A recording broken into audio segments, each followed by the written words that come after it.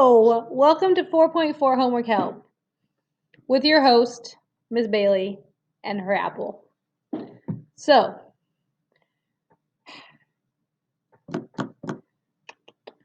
I only assigned you 4 through whatever the last one is, 14.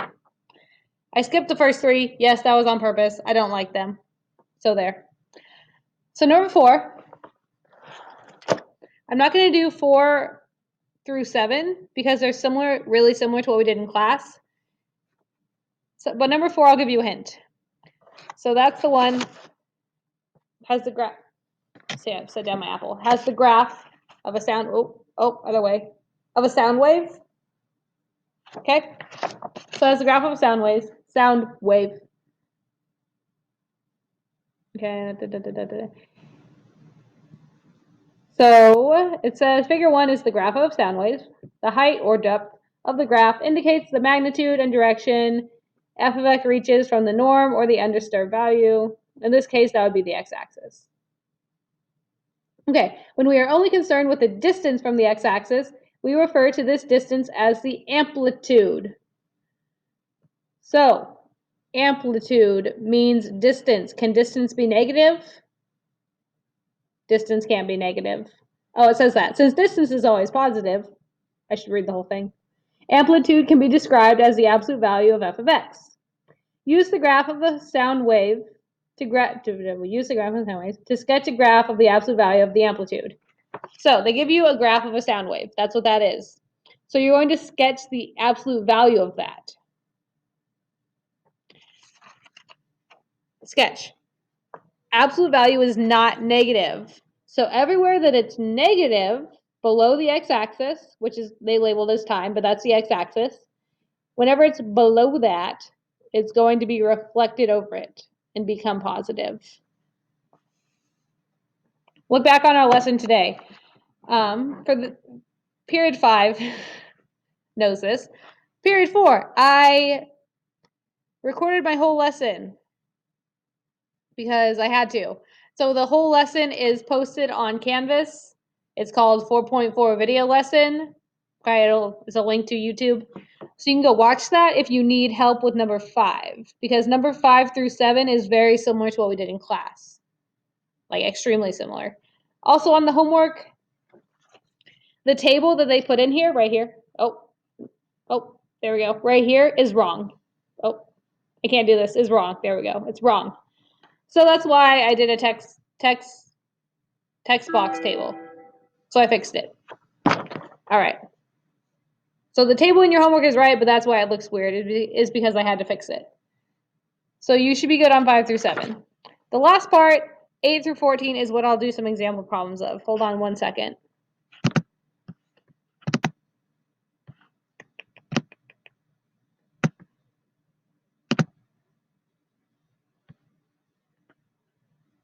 Okay, we're good. Sorry, I got an email, and I was worried it was importante, but it was not. Okay.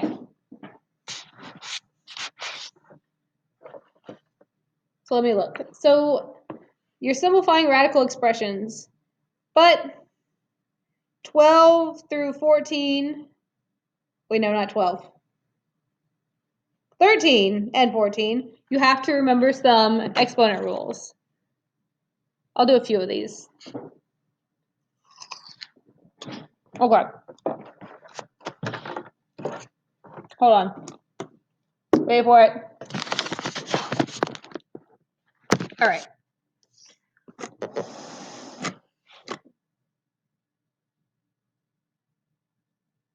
I'll do number 8 just to get you started, but then I'll jump around a little bit. So number 8, -7 minus 2 square root of 5. Oh yes, I'm wearing a Hufflepuff jacket. I'm cold. I didn't realize I still had it on, but there you go. Plus 6, and then 8 square root of 5. Yeah. Okay. Oh, I wrote it on the glare every time. I think you can still see it though. So you have this plus sign in between, which means you're adding these together. Do not multiply them. Do not multiply them. Don't do it. You're adding them together. You're not multiplying them. So I'm going to rewrite it with my like terms next to each other. So I have -7, and I have +6, and then -2 square root 5 plus 8 square root 5. Okie dokie. I'm worried you can't take me seriously with this on. I'm going to take it off. Okay. -7 plus 6 is -1. Right? And then you have -2 times the square root of 5 plus 8 square root of 5. So those together is 6 square root of 5. Okay, so that is your, and then you cannot reduce it any further without turning it into a decimal. So that's your answer for number 8. Oh, I'll pause you. Hold on. Okay, this is number 12. So when you have radicals, you need to look and think, can I simplify what is underneath any of the radicals? So the first one is the square root of 5. Nope. Okay, so this is what, by simplify, I mean prime factor them, okay, and simplify them. 5, no, you can't simplify it. 125, can you simplify 125? Is it a prime number? No, it's not, so you can simplify it. Here we go. Woo, 125.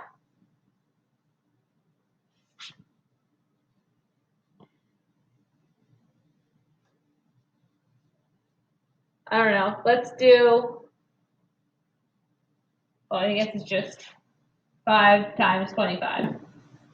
I don't know why that took me so long. 5 times 25. So 5 is prime. 25 is not prime. So factor 25. What do you get when you factor 25?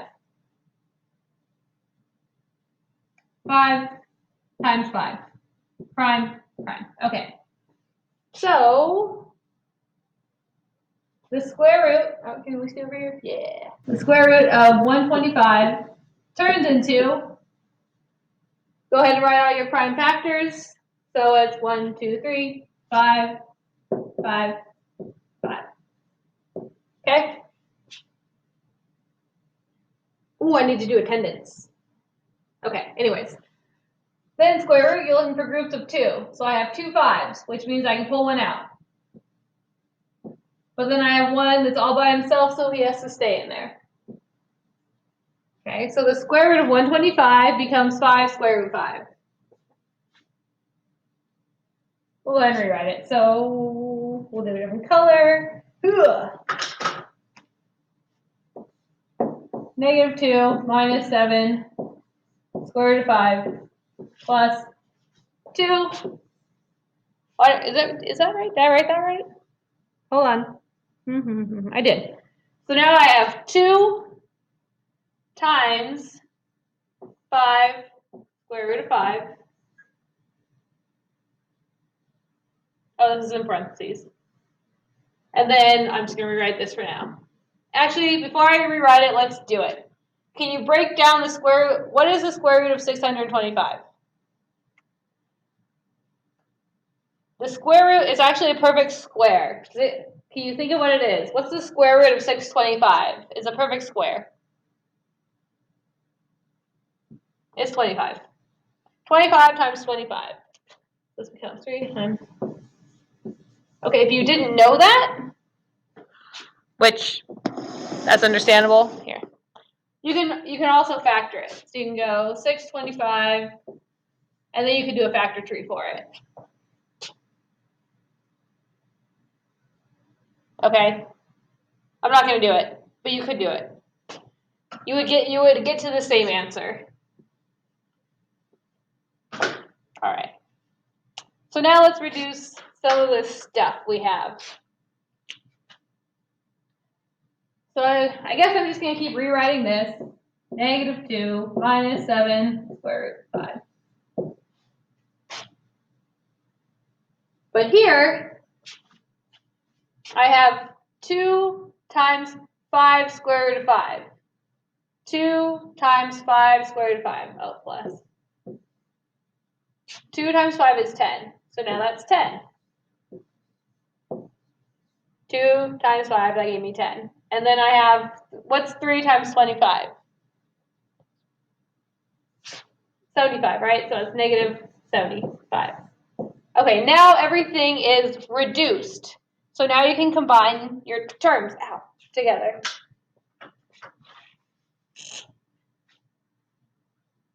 So I'm going to do, let's see, negative 2 minus 75. And then negative 7 square root 5 and 10 square root 5. You don't have to show all of this work. Some of you can probably do some of these steps in your head, and that's fine. So this is negative 77.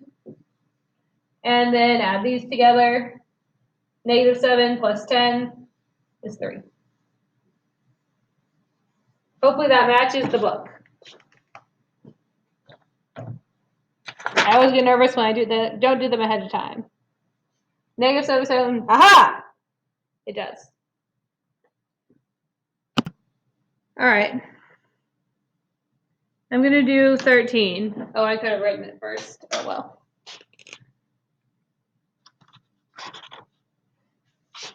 So 13. 3r squared.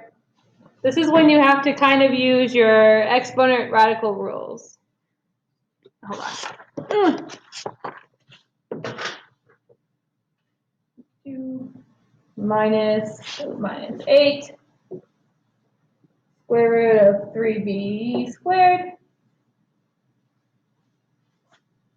minus, am I doing it on the glare? Ooh, right above it. Minus 2r squared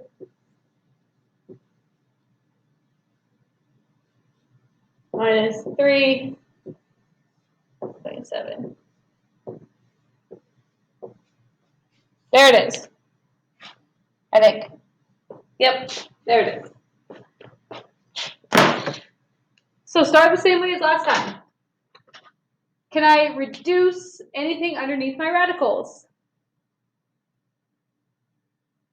Okay, that's not a radical, so that stays. Okay, here, 3b squared. So I have square root of 3b squared. If you want to rewrite it, you can. 3 times b times b. So looking for groups of 2, I can pull out a b, or you can just notice, oh, well, this is going to cancel that out. So you pull out your b, but you're still left with the square root of 3. The 3 has to stay in there. You can pull out a b, because the square root of b squared is b. All right, so let's rewrite that, I guess. 3r squared minus, so now I have 8 times b square root of 3. Fair enough? So b square root of 3 replaced this. Okay.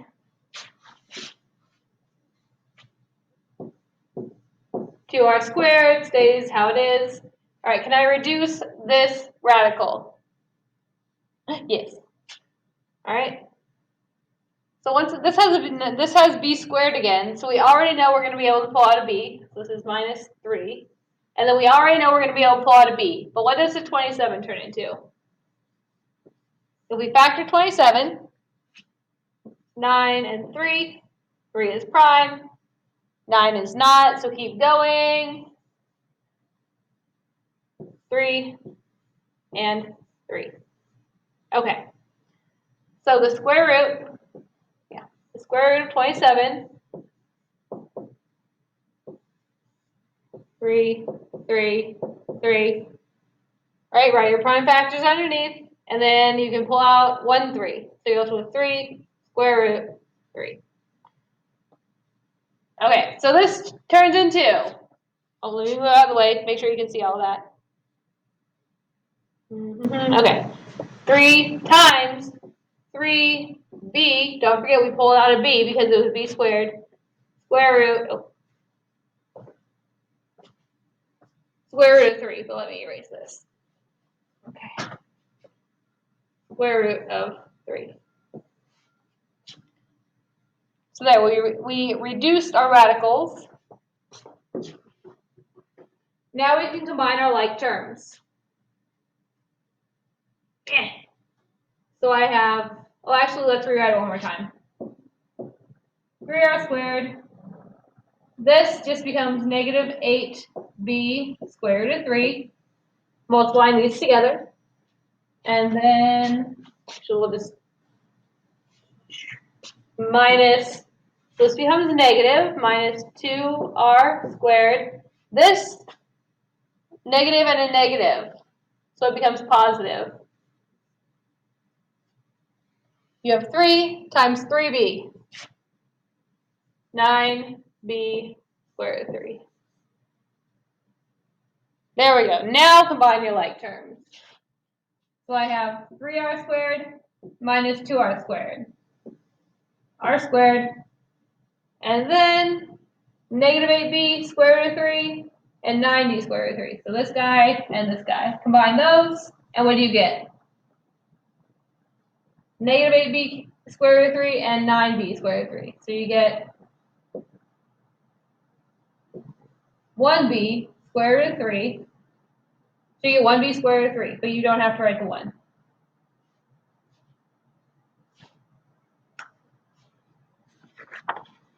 Did I get it right?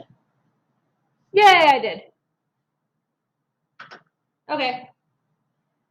I'm going to let you do the rest by yourself. Good luck. See you on Tuesday. Reach out with me over the weekend if you have any questions or concerns.